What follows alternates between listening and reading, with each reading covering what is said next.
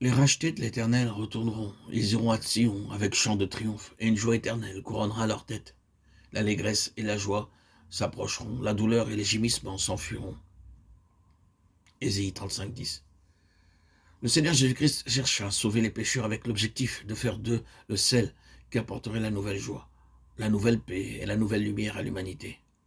Le Seigneur Jésus-Christ vint dans le monde pour donner la joie.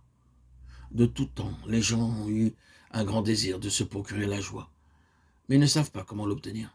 Ils ne savent pas qui est Dieu, où il est, ni comment le trouver et lui parler.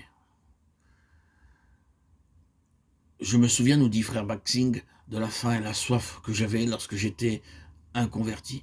Selon l'enseignement de la religion sikh, je pensais que Dieu était très éloigné, et je me demandais comment les êtres humains pouvaient s'approcher de lui.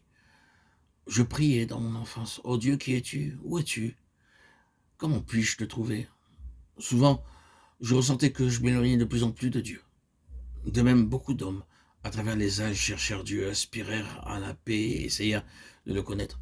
Ils ont bien souvent sombré dans le désespoir. La joie céleste doit être partagée avec les autres dès que nous l'avons.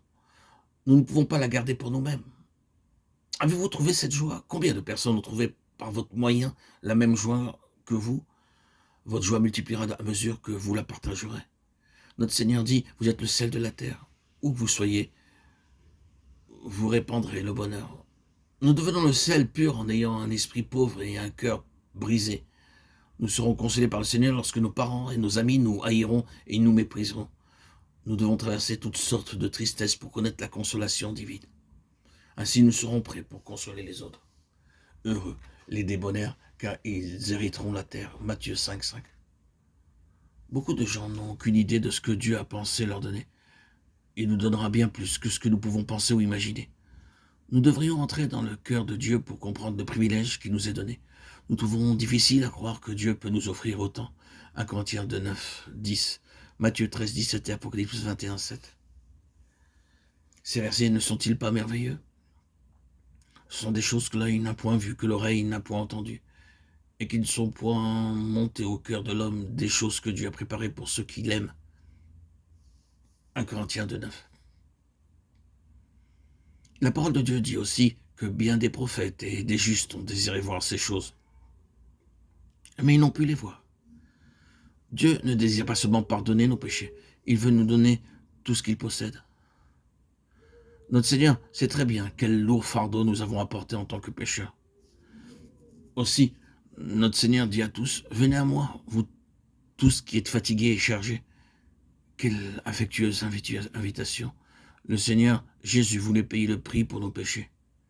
Il le paya pleinement, même pour nos pensées, nos imaginations pécheresses.